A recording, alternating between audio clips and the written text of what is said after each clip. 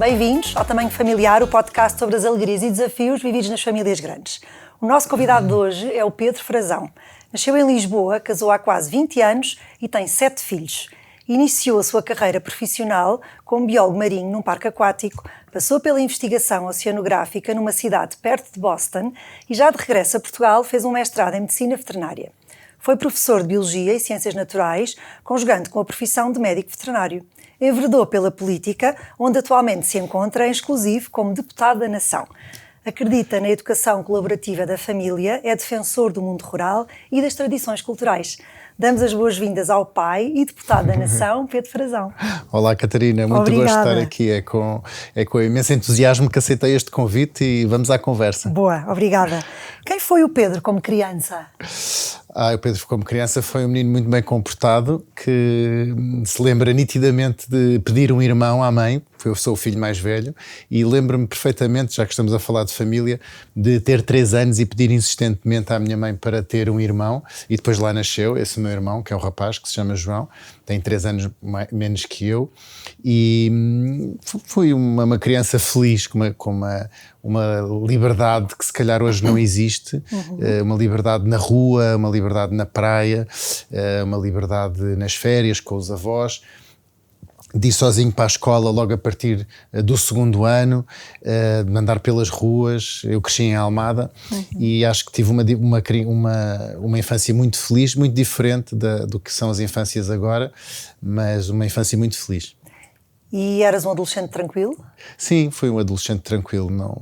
É claro que fiz os meus disparates, toda a gente faz, não é? Sim. E vivíamos numa época em que não existiam telemóveis, não existia internet, portanto tudo tinha que ser combinado com os amigos, as saídas, tudo isso. Tive uma adolescência normal, como qualquer pessoa que cresceu. Eu fui adolescente nos anos 80 e nos anos 90 e qualquer pessoa que tenha crescido nessa altura teve os seus episódios, mas sim, não dei problemas de maior aos meus pais. Boa. E quem foi a pessoa mais influente na tua vida? A pessoa mais influente na minha vida é Jesus Cristo. Jesus Cristo é a pessoa mais influente na minha vida. Ainda que essa influência só tenha começado mais ou menos a partir da altura em que eu vivi nos Estados Unidos. Sempre tive uma educação bastante laica, muito afastada da igreja, muito afastada da doutrina católica, a não ser a minha avó, que às vezes me contava umas histórias e me levava às vezes à igreja, mas sempre tive uma educação muito laica, até estar nos Estados Unidos, quando fui investigador lá no Woods Hole Oceanographic Institution, como disseste, Catarina, e essa retirada do país, a retirada da família, o estar sozinho num país estrangeiro, fez-me entrar em profunda reflexão, até espiritual. E tinha 24, 25 anos na altura, não é? E, portanto, um bocadinho em busca do sentido da vida. Sim. E aí comecei à procura de referências, e foi nessa altura que encontrei Jesus Cristo. Que giro. É uma história de conversão tardia, mas que foi persistente, não é? Sim. E muito convicta. Foi uma conversão muito racional, muito pela ontologia, pela filosofia, pela ética, pela busca da razão, porque eu nessa altura já era cientista, não é? Portanto, estava a estudar o mar, as escrituras marinhas, e tinha já adquirido uma sapiência na ciência, mas faltava-me essa componente da fé, digamos que fé e razão, como dizia o Papa Bento XVI, que tem uma obra longuíssima sobre esses dois grandes pratos da balança que deve ter a vida humana, a fé e a razão. E eu já tinha a razão e faltava-me a fé, e foi aí que encontrei, e de facto transformou absolutamente a minha vida. E se não fosse Jesus Cristo, hoje não estava aqui a falar contigo, porque não era casado e não tinha 7 filhos, certamente. Muito bem. Falando agora do teu casamento, a tua mulher, a Andreia, como é que vocês se conheceram? Sim, um beijinho para ela também, que é a parte indissociável de mim. conhecemos, como todos os jovens se conhecem, ou muitos jovens se conhecem, numa festa de faculdade. Portanto, eu voltei dos Estados Unidos, depois fui fazer veterinária, como disseste muito bem, e veterinária é uma faculdade fantástica, e todas as festas e as atividades, eu estava também ligado à Associação de Estudantes, e portanto numa festa de veterinária, uma colega minha de turma, que foi depois nossa madrinha de casamento, é a prima da Andreia, e trouxe a Andreia para uma festa de veterinária, e nós conhecemos, e começou aí a nossa história. E o que é que te apaixonou a tua mulher? Foi tudo. Já porque ela é linda de morrer, não é? Foi assim uma paixão à primeira vista, e depois foi conhecer a sua personalidade, a forma como ela via, encarava a vida, o que ela queria para a vida. Lembro-me perfeitamente que antes de começarmos a namorar, eu perguntei, olha, eu tenho aqui uma coisa que eu quero ter muitos filhos, portanto, eles ainda nem namorávamos, mas antes de namorar pus-lhe essa questão, não é? Sim. E ela, eu também, quantos é que queres? E eu disse, eu queria ter pelo menos 7. Ela disse, eu também queria ter 7 filhos. E portanto isso foi logo ali uma química muito... foi uma faísca que se deu, não é? Sim. E portanto foi uma história que foi muito rápida, casámos muito rapidamente, e pronto, e estamos aqui hoje em 2025 a fazer 20 anos de casados e já com 7 filhos, 5 rapazes e 2 raparigas. E quem é cada um dos vossos filhos? Assim numa palavra. Quem é? Cada um dos vossos filhos. O João é um artista contemplativo, não é? O António é um fortíssimo desportista. A Rosinha é uma princesa deliciosa. O Peu é um engenheiro matemático puro. Depois o Manel é também um desportista convicto, benfiquista. A Conchinha é um doce de menina, e o Vasco é um Dénis o Pimentinha, lá de casa, que é o mais pequenino. Olha, e sentes que consegues chegar a todos os 7? Sim, sinto que consigo chegar a todos os 7 com mais ou menos dificuldade e com oscilações de intensidade na relação com cada um dos filhos, não é? A minha condição agora também de deputado e político retira muito tempo à família, mudou a nossa estrutura familiar totalmente, porque era sempre eu que os levava ao colégio e que os ia buscar ao colégio, conseguia vir para casa mais cedo, e portanto tínhamos uma dinâmica familiar que se desmontou e refez totalmente desde o ano 2022, quando eu fui eleito pela primeira vez à Assembleia da República. Portanto, essa ligação com eles deixou de ser menos diária, digamos assim. Mas continuamos, obviamente, continua a ter uma ligação muito especial a cada um deles, que vai tendo momentos de maior ligação. E eu acredito que consigo chegar a cada um deles. Consegues criar momentos com cada um, não é? Sim. Nós desde que eles começaram a ir para os colégios e etc., que nós temos uma tradição familiar, que é os almoços do filho único, não é? Sim. Às vezes faz a Andreia, outras vezes faço eu também, que é ir almoçar só com cada um deles e tentar fazer daquele momento... Estou-me a lembrar, por exemplo, agora no meu último aniversário, no último aniversário do João, eu, por questões políticas, estava fora do país, e o João fez anos, e depois, quando eu voltei, nesse mesmo dia em que ele fazia anos, estava muito convencido que ia conseguir chegar a horas de jantar com ele, mas não consegui, e então depois fui almoçar com ele no dia a seguir, só eu e ele, não era no mesmo dia, mas fomos almoçar, e portanto tentei criar ali um momento. O que é importante, e os miúdos sentem isso, é que exista da parte dos pais uma intencionalidade e um esforço para querer estar com cada um deles e ter atenção à sua vida e às suas necessidades, não é? Acho que isso é muito importante, porque a família é o lugar de onde todos vimos, não é? E onde todos vamos querer acabar um dia. E ainda que durante a nossa vida possamos estar menos ou mais próximos da família, ou até que possamos mudar o nosso núcleo familiar, não é? Nós nascemos numa família e vamos acabar noutra, porque criamos a nossa própria família, e as coisas, as pessoas vão morrendo os mais velhos e vão nascendo pessoas novas nas famílias, mas essa noção de que a família é o lugar de onde se vem e é o lugar de onde se vai acabar é muito importante. E é aquilo que mais importante nós levamos na vida e é aquilo até que nos prepara para momentos muito duros, para os momentos mais duros da história. Eu li um livro uma vez sobre um sobrevivente do Holocausto e lembro-me muito bem desta. Foi uma passagem que ficou muito marcada na minha vida, que ele retratava quais é que eram as pessoas que conseguiam ter mais resiliência perante os horrores do Holocausto, perante a maldade humana, perante os horrores que viam e testemunhavam e perante a presença da própria morte estar diariamente nas suas vidas.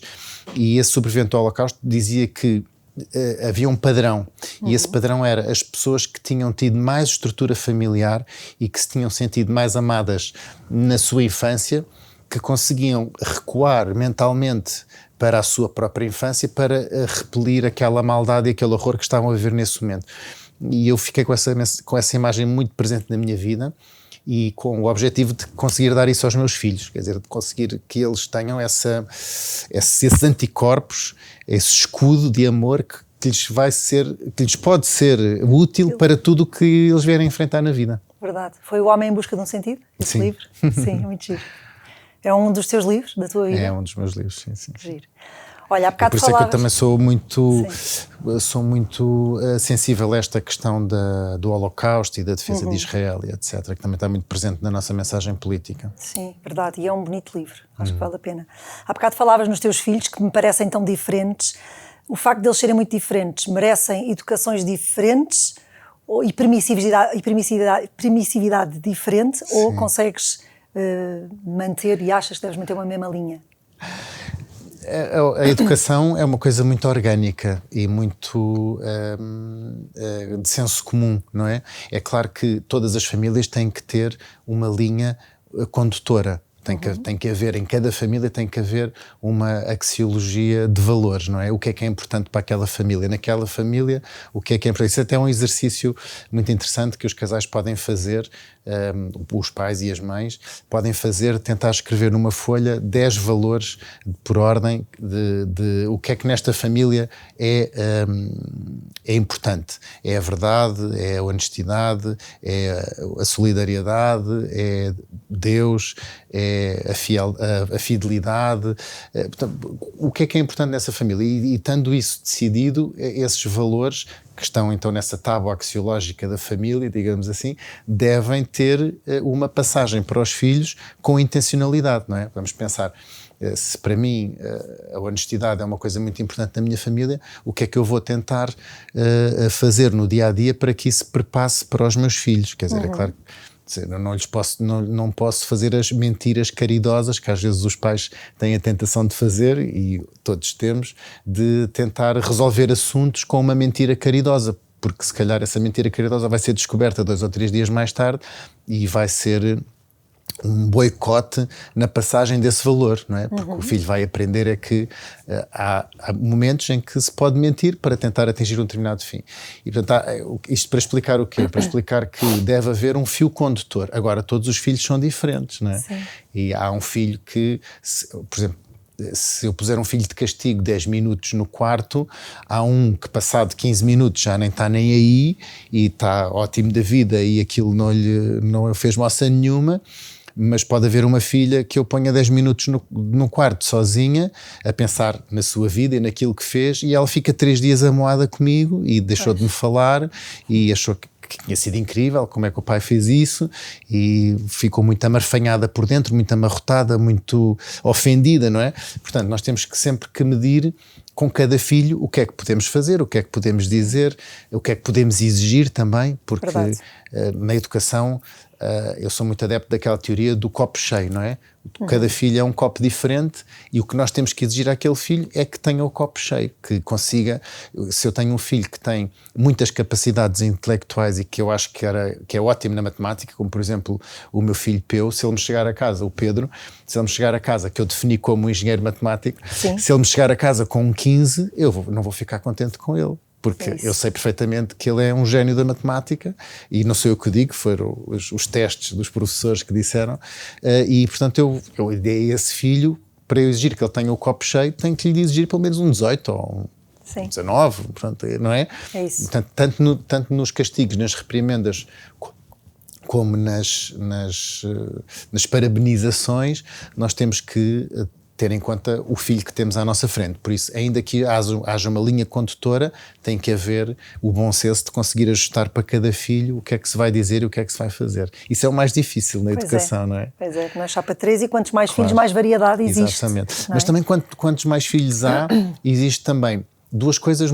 que facilitam a vida aos pais. E eu gostava de transmitir essa mensagem hoje. É que às vezes as pessoas dizem, tens 7 filhos, como é que tu aguentas? Não, eu honestamente acho que é mais fácil, porque primeiro, na transmissão dos valores, daqueles valores que são os valores da família, se isso estiver bem identificado, eles depois, entre si, fazem aquilo que é uma educação colaborativa familiar, ou seja, é como aquele ditado africano que diz, para educar uma criança é preciso uma aldeia. E se nós tivermos uma pequena aldeia na nossa casa, e nós somos 9 dentro de casa, portanto já somos uma pequena aldeia, os irmãos começam entre eles, a transmitir-se, a interconectar essas coisas, até coisas tão simples como as maneiras de estar à mesa, não é? Eles próprios exigem dos pequeninos. Sim, exatamente. Mas às vezes os pequeninos dos crescidos também. Às vezes também são os pequeninos que metem o dedo no nariz dos crescidos a dizer não se faz isso, etc. Sim. E depois, tanto na transmissão das regras e dos valores, etc. E depois também no apontamento da necessidade da reprimenda, não é? Portanto, porque eles depois também há uma autorregulação muito grande. Não tem que ser sempre os pais os castigadores e os castradores. Antes, pelo contrário. Eu tenho essa experiência em minha casa, na minha família, que é, às vezes, os irmãos tentam ser mais...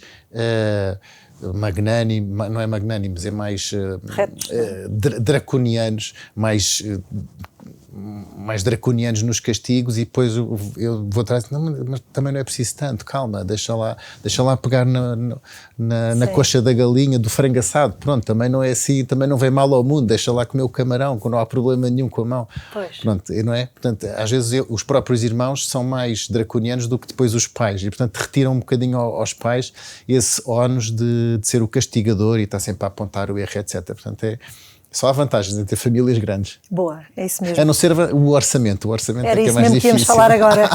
É boa. Vamos para o orçamento. Em relação à vossa família em concreto, que escolhas prioritárias fizeram? Bem, a escolha prioritária... Fazem sem dúvida escolhas, não é? Sim, temos que fazer escolhas, obviamente. Isso é muito... temos que fazer escolhas e não somos... a André e eu vemos dois de famílias de perfeitas... de classe média, portanto não somos milionários. Há muito esse preconceito de que quando se tem muitos filhos a pessoa tem que ser milionária, que senão não havia outra maneira de poder ter tantos filhos. Isso não é verdade. A nossa prioridade primeiro foi termos um casamento aberto à vida e querermos uma família numerosa. Essa foi a prioridade número 1. Depois, a segunda prioridade foi na educação dos miúdos, não é? Portanto, infelizmente em Portugal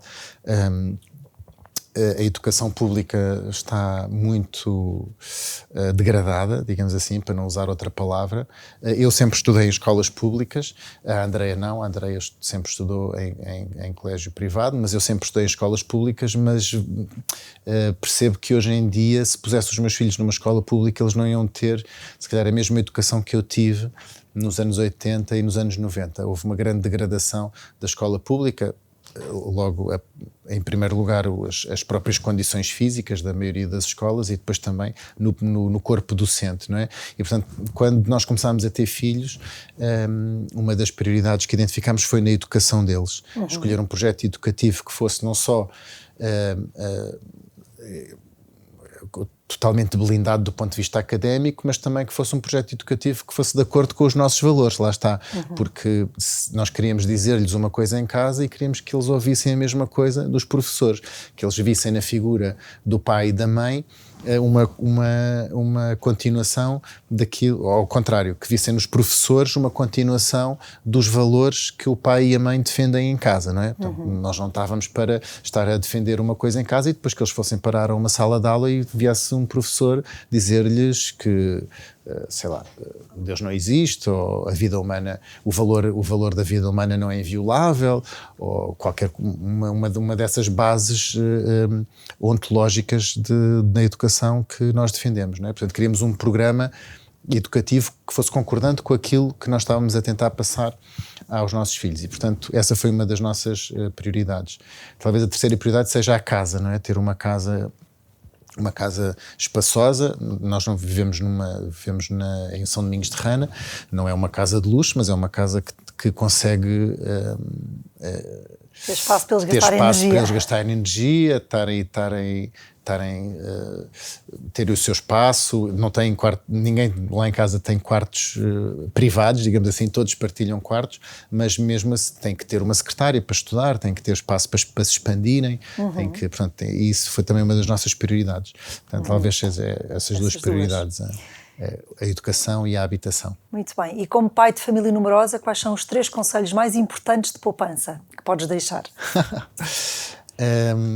Bem, isso é do dia a dia. Olha, férias, não há férias no estrangeiro, não é? Portanto, as férias em família são onde são férias dinâmicas na praia, etc., mas são férias, não é impossível estar a gastar dinheiro em férias. Depois, no dia a dia, claro, escolhemos um colégio com uniforme também, que é uma das formas de poupar ou de não gastar muito dinheiro, porque pronto, é aquele uniforme, já está, não há hipótese. Depois também as vantagens do uniforme é que as peças vão passando de uns para os outros quando não são perdidas. Pois é, E como nós temos mais rapazes, são muito profissionais em perder peças do uniforme, mas enfim, acaba por ser, no fim do dia, acaba por ser uma poupança. Depois também aqueles truques da alimentação, não é? Aqueles truques da alimentação. Pronto, eu por acaso gosto imenso de cozinhar, agora cozinho menos, mas antigamente cozinhava mais.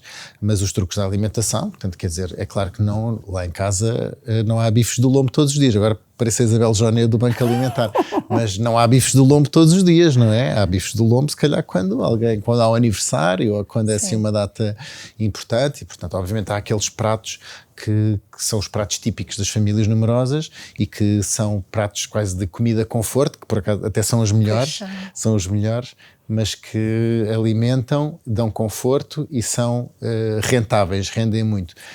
Também porque outra forma de poupar é enviar o almoço da escola, não é? Portanto, todos eles levam o almoço do colégio, comem de casa, não é? Como se costuma dizer, e portanto, quando cozinhamos, temos que cozinhar sempre para mais. Portanto, nós somos 9 à mesa. Cozinham para 18. Portanto, normalmente cozinhamos para 18, exatamente, que é para depois dar para outra refeição. São grandes tachadas, como se... Exato, bons conselhos. Exato. Olha, falando agora aqui um bocadinho da tua história de conversão, que há bocado tu falaste, que foi uma conversão, como disseste, tardia, mas bastante sólida. Como é que se conjuga fé com política?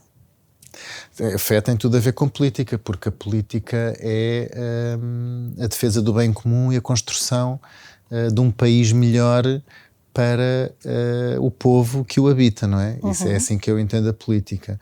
E, portanto, a fé também tem muito que dizer nesse sentido, não é? Portanto, o amar o próximo, o querer o melhor para o outro, o querer para o outro aquilo que queremos para nós, tem tudo a ver com política. E também aquela ideia de que se os bons não fizerem nada, quem vence é o mal, não é? Portanto, eu não estou a dizer aqui, não estou a querer dizer que eu sou melhor que os outros, não é isso que estou a querer dizer, mas estou a querer dizer que quem defende uma determinada mundivisão civilizacional tem que dar um passo em frente se quer ver os seus valores vingarem neste mundo atual. E foi isso que me fez aceitar o convite de ir para a política. Eu não tive nada a ver com política até aos 46 anos, como expliquei há pouco, não é? Portanto, estive a tratar da minha formação académica, estive a tratar da minha família. Quando fui para a política já tinha 6 filhos. Portanto, não. Aliás, quando fui eleito deputado já tinha 7, porque o Vasco nasceu em 2021, mas a minha entrada na política foi em 2020, digamos assim, quando entrei ativamente para o partido. E nessa altura foi como que uma chamada para. Foi mais um degrau na minha vida, digamos assim, não é? Porque eu já tinha uma vida pessoal académica, já tinha uma vida familiar, já tinha uma vida cívica, porque fui também parte dos órgãos sociais da APFN, da Associação Portuguesa das Famílias Numerosas, escrevia para algumas crónicas ou comentário para órgãos de comunicação social e tive esta chamada de vir para a política para dizer, bem, se és tão crítico, queres vir fazer melhor? E eu pensei, quer dizer, ou vou ou calmo para sempre, não é? Porque quando se tem esse convite e, portanto, decidi de facto dar esse passo em frente para poder defender aquilo em que acredito. Já defendia na família, já defendia na sociedade civil e, portanto, fui para a política para tentar ter também uma voz mais ativa nesse campo. Portanto, eu acho que tem tudo a ver. E sentes que consegues afirmar-te como a pessoa que verdadeiramente és e aquilo em que acreditas na tua atual função? Sim, totalmente, sim. Não tenho papas na língua, como se costuma dizer. E tenho a vantagem de ter ido para um partido que não é politicamente correto, aliás, que até combate o politicamente correto, e, portanto, tenho toda a liberdade para poder afirmar-me naquilo que sou, naquilo que penso e naquilo que defendo, não é? Portanto, não tenho que estar com eufemismos, nem com imagens menos duras para defender exatamente aquilo que defendo. Em qualquer... Isso eu até sou, não sei se felizmente, mas infelizmente até sou conhecido bastante por ter às vezes afirmações bastante contundentes, digamos assim, e portanto aí sim tenho toda a liberdade. Boa, vamos agora aqui andar um bocadinho para trás na tua carreira profissional. Portanto, iniciaste a tua carreira profissional num parque aquático no Algarve. Sim, coisa exatamente. Tão engraçada. De onde é que vem a tua paixão pelo mar? Desde sempre, não é? Portanto, desde sempre. Eu, como disse no princípio, a minha infância foi muito na praia, não é? Nós tínhamos férias de verão de 3 meses, os meus avós tinham uma casinha na Costa da Caparica, muito próximo da praia, e ia a pé para a praia, e portanto passava lá longas temporadas, e portanto essa paixão pelo mar e pela natureza sempre esteve presente dentro de mim, e eu sempre disse que desde os 6 anos de idade que me lembro da minha professora primária me perguntar o que é que eu queria ser quando fosse grande, e eu disse médico veterinário, logo com 6 anos. Portanto, eu sempre fui muito decidido nesse aspecto. E a paixão do mar é uma coisa que, na altura, quando me candidatei a primeira vez à medicina veterinária, em vez de entrar em veterinária, entrei em biologia marinha, portanto fui estudar biologia marinha, foi um curso que eu adorei, e depois trabalhei no Zumarino, etc.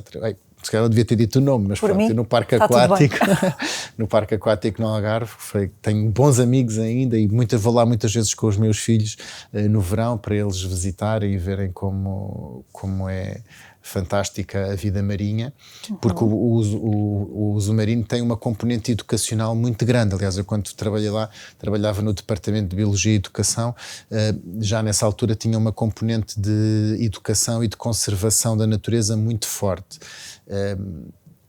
E portanto é muito didático, é um parque que não é só ver golfinhos aos saltos, tem uma componente pedagógica e didática muito grande de conservação da natureza, e foi fantástico começar lá. E faz-te impressão ver os animais em cativeiro? Alguns faz, mas estes não, porque sei que são muito bem tratados, e aliás a prova disso é a longevidade. Um golfinho roaz, que são esta espécie que existe no Zumarino, que é o Turciop truncatus, vive mais ou menos a longevidade na natureza entre os 20 e os 25 anos. No Zumarino, o golfinho mais velho morreu com 49, portanto é quase o dobro da longevidade. Porquê? Porque nos parques os animais têm tratamentos médico-veterinários, têm alimentação correta e nutricionalmente balanceada durante toda a vida, estão protegidos das intempéries das intempéries marítimas e meteorológicas, que são também muito deletérias para estas espécies, e portanto conseguem ter uma longevidade muito maior. Portanto, estão mais protegidos, digamos assim, não é? E também não me faz impressão por saber que nestes parques aquáticos os animais que estão lá já são todos nascidos em cativeiro, não é? Quer dizer que se estes animais, por algum grupo ativista que às vezes se ouve muitas vezes aí falar, fossem obrigados a ir para o selvagem, eles morreriam no selvagem, porque não seriam capazes de sobreviver sozinhos no ambiente selvagem.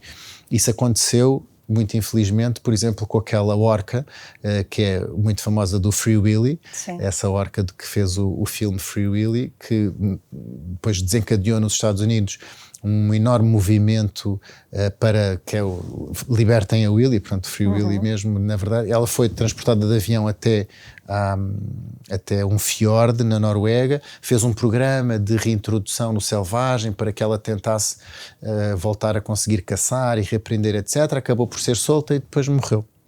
Depois foi monitorizada e acabou por ser encontrada morta, exatamente porque não se adaptou à vida selvagem, não é? Portanto, é muito importante também as pessoas terem essa noção. Passaste 2 anos, não é, na carreira de investigação, naquela cidade perto de Boston. Se não fosse o clima e a distância da família, ainda te imaginavas como investigador oceanográfico? Sim, talvez, mas nós somos aquilo que as circunstâncias fazem de nós, não é? E de facto esses 2 apontamentos que disseste, Catarina, foram exatamente aquilo que me fizeram voltar para Portugal. Foi a falta do solo e a falta da família. E o desejo de entrar em medicina veterinária e onde trabalhaste durante uns anos ficou, quer dizer, acalmaste-o e agora sentes saudades dessa área ou estás bem com a tua nova função? Não, tenho saudades. Em exclusivo, não é? Tenho saudades porque a medicina veterinária, como todas as medicinas, são profissões vocacionais, não é? Portanto, a medicina veterinária é uma profissão altamente vocacional. Em todas as áreas, a medicina veterinária é uma profissão que tem muita abrangência, mas, quer dizer, normalmente quem vai para a medicina veterinária é porque tem muito esse desejo e sente essa vocação. E eu ainda disse há pouco, logo com 6 anos comecei a dizer que queria ser médico veterinário, portanto era um objetivo de vida grande e quando fui fazer o segundo curso em medicina veterinária foi para cumprir esse sonho, digamos assim. E é claro que esses anos que passei a praticar a clínica na medicina veterinária foram muito satisfatórios para mim e tenho saudades. Tenho muitas saudades. Mas há escolhas que nós temos que fazer na vida e tendo uma família... Há muitos deputados que conseguem conciliar a sua vida de político, de deputado na Assembleia da República e com uma prática profissional. Há muitos deputados que não são deputados em exclusividade, não é? Só que são deputados que não têm 7 filhos. Certo. E, portanto, o problema é que eu, além de ser deputado, também tenho uma família numerosa e que é quase como se fosse outra profissão, não é? Que tem um CEO, que é a minha mulher, que é o CEO da nossa família, digamos assim, mas que depois tem que ter também um suporte, não é? Portanto, sem dúvida. Era impossível eu ser deputado, ter uma segunda atividade e ainda ter a família, não é? Portanto, tive que fazer uma escolha e a escolha foi pôr a medicina em stand-by. Mas tu és médico veterinário dos vossos gatos, vocês têm uma data de gatos, sim, exatamente, não é? temos 4 gatos, também sou médico veterinário a minha mãe temos uma quinta familiar em Taboaço e também dou assistência veterinária lá às ovelhas e aos animais que estão lá, às cadelas, etc. E às vezes algum amigo, obviamente que toda a gente telefona, não é? Assim, olha lá, o meu cão fez isto. Por isso não vais estando longe totalmente dessa área. Quando entraste na política, quais foram as grandes mudanças na vida familiar? Ou as maiores, as que sentiste mais? Quando eu entrei na política, em 2020, quando recebi o convite para ir para a direção nacional do Partido Chega, a grande mudança foi o ser alvo de ataques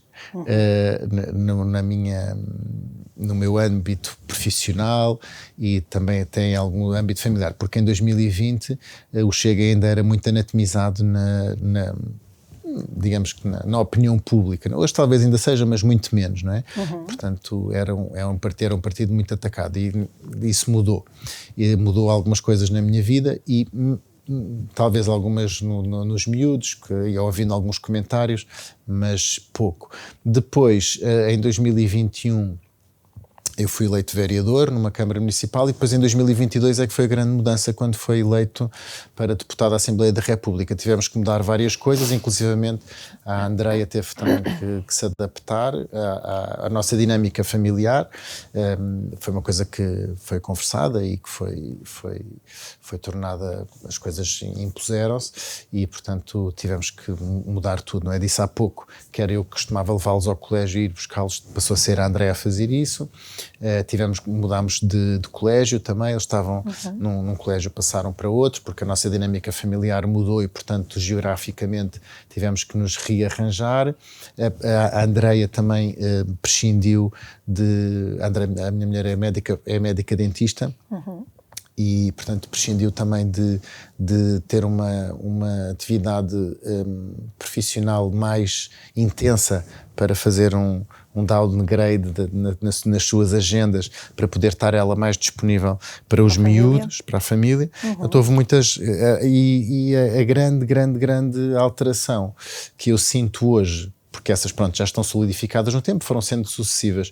A grande alteração que eu sinto hoje é a exposição pública, não é? Pronto, porque tenho, ao longo do tempo, tenho tido cada vez mais exposição pública, entretanto também comecei a fazer comentário em algumas televisões e isso faz com que, às vezes, os miúdos ouçam algumas coisas e essa parte é menos boa. Mas, como é que eles lidam com isso? Lidam bem, acho que lidam bem, pelo menos não se queixam muito, não é? Sim. Também acham piada para ser conhecida às vezes, acham piada hoje em dia na cabeça dos miúdos, da juventude, a fama quase que é um valor absoluto, não é? Portanto, o pai é famoso.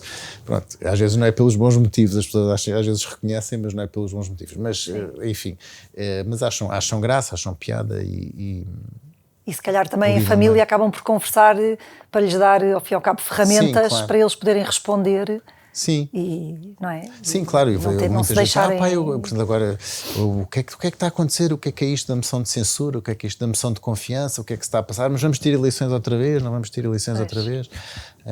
Etc. Pronto, eles acabam também por ir perguntando. Isso também são ótimos catalisadores para nós aumentarmos a sensibilidade cívica dos miúdos e explicar-lhes o que é que se está a passar e explicar-lhes porque é que o pai está na política, não é? Muitas vezes, quando se discute o aborto, ou quando se discute a eutanásia, ou quando se discutem outros temas fraturantes, são sempre ótimos motivos para catalisar conversas com os miúdos, até mesmo com os mais pequenos, não é?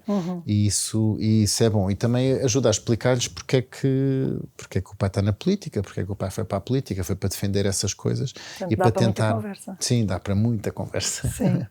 De que maneira é que as redes sociais se cruzam com o teu trabalho? Imenso. Aliás, eu acho que foi através das redes sociais que eu cheguei à política, não é? Eu dizia-te há pouco, Catarina, que era interventivo civicamente, digamos assim, não é? Portanto, era fazer parte dos corpos sociais da Associação Portuguesa das Famílias Numerosas e escrevia para alguns órgãos de comunicação social, com crónicas e artigos de opinião, e as redes sociais ajudaram a difundir essa mensagem. Depois também o facto de ter uma família numerosa também às vezes desencadeava muita curiosidade por parte dos seguidores relativamente aos nossos perfis, não é? Portanto, ao meu perfil e ao perfil da Andreia. E pronto, e hoje em dia é um mundo onde as pessoas procuram imensa informação, onde se fazem comunicados, onde se fazem esclarecimentos, onde se tenta dar uma outra perspectiva daquilo que pode estar a acontecer ou não. E, portanto, hoje em dia as redes sociais são indissociáveis da ação política. Então quer dizer que para ti é um sim, não é? Nas redes sociais. Sim, no sentido de lidar e também de expor através dali as tuas ideias. Sim, exponho muito as minhas ideias, sempre fiz, desde o início, desde o advento das redes sociais, digamos assim, mas algumas coisas mudaram na minha relação com as redes sociais. Eu colocava, quando era só o Pedro Frazão, pai e veterinário, colocava muitas fotografias minhas com os miúdos e coisas familiares, etc. Isso parou totalmente, não é? Parou porque... Escolha própria. por escolha própria, mas foi uma escolha que adveio de uma aprendizagem um bocadinho dolorosa, não é? Porque rapidamente eu percebi que podiam e utilizaram fotografias minhas, familiares e dos meus filhos para fazerem coisas menos bonitas, não é? Incrível. E portanto acabei por... Foi uma autodefesa. Isso aconteceu na pandemia, quando nós fizemos, a Andréia e eu e os nossos filhos participámos num vídeo que tinha o título Devolva-nos a Santa Missa. Não sei se lembras, Catarina, mas houve uma altura em que as lojas reabriram, os hipermercados reabriram, os teatros reabriram, os cinemas reabriram e as igrejas continuavam encerradas. Portanto, o governo socialista começou a permitir que todos os espaços públicos fossem reabrindo paulatinamente, mas sempre impedia as igrejas de estarem abertas. E nasceu um movimento orgânico entre famílias que se conheciam, e nem tinha nada a ver com a política nem com o partido. Eram famílias como a nossa que se conheciam e que resolveram fazer um vídeo para as redes sociais, e o título era: por favor, devolva-nos a Santa Missa. Em que vários adultos, pais e vários filhos iam dizendo uma frase, e aquilo foi montado e depois foi lançado. E eu na altura já estava no Chega, mas esse vídeo não tinha nada a ver com o Chega, não é? Era um vídeo que foi feito no âmbito familiar e no âmbito da minha fé, da nossa fé católica. Mas rapidamente utilizaram essas imagens, as imagens dos meus filhos, etc., não só dos meus, mas dos outros, para fazerem paródias e para colocarem até coisas menos bonitas, etc. Pronto, foi muito desagradável, e portanto eu, a partir dessa altura, acabei por me resguardar. Sim, ok. Como é que é um dia tipo na tua atual vida como deputado da Nação? Conta-nos. Então, um dia tipo de semana, não é? Sim. Assim, um dia típico de semana é levantar muito cedo, de manhã, ajudar pouco a Andréia a tratar dos miúdos, meia culpa, e pronto, depois saímos todos de casa, mas à mesma hora eu dirijo-me ao Parlamento, e a Andréia vai levá-los a casa. Depois tenho as minhas atividades políticas durante o dia, e ao fim do dia regresso. Quando eu regresso, a Andréia também já está em casa com os miúdos, e jantamos. Conseguem jantar em família? Sim, a maioria dos dias, sim. Do fim de semana é andar a distribuir os miúdos pelos jogos de futebol, pelas festas de aniversário, pelas atividades, pelas aulas de surf, etc. Pronto, tentar fazer essa gestão do fim de semana, mas são dias muito ocupados sempre. Calculo. Falando agora um bocadinho do papel da família na sociedade, que já fomos falando, na verdade, ao longo desta conversa, achas que Portugal é um país que aposta na família? Não. Infelizmente, acho que Portugal é um país que maltrata muitas famílias, infelizmente. É um país que durante muitos anos, eu estou convicto até que de uma forma mais ou menos evidente e mais ou menos pensada, atacou mesmo a família. Quer dizer, as famílias numerosas são raríssimas, não é? E as famílias não sentem que tenham nenhuma vantagem em permanecer estruturadas e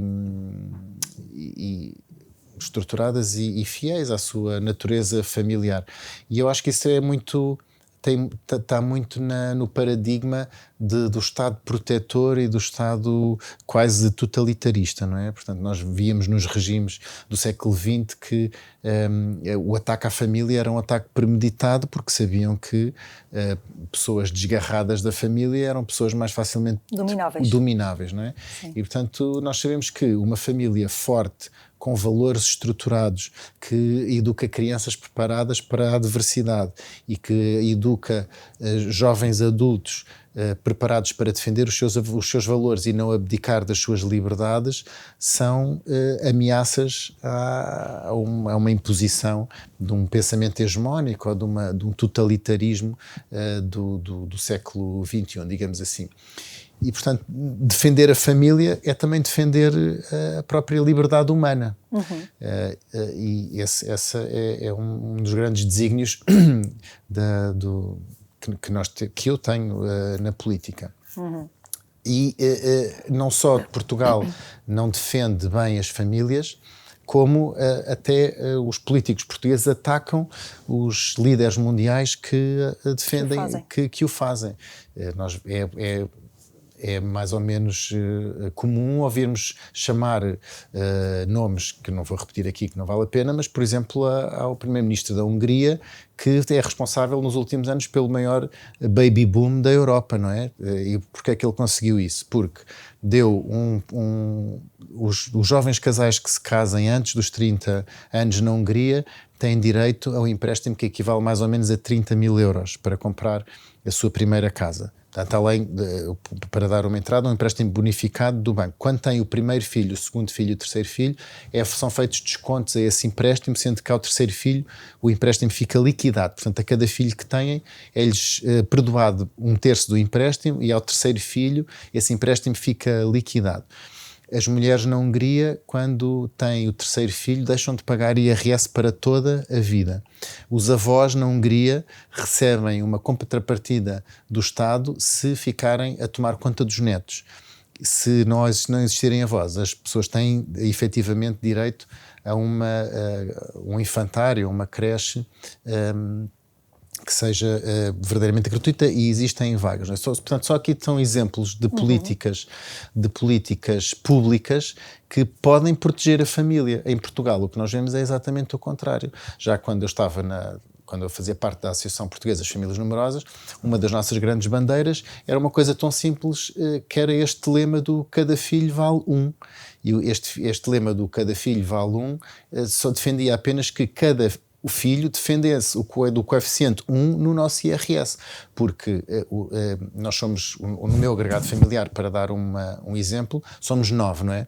Mas o meu terceiro, quarto, quinto filho não vale por si só. Portanto, tem um coeficiente muito menor na quantificação do IRS.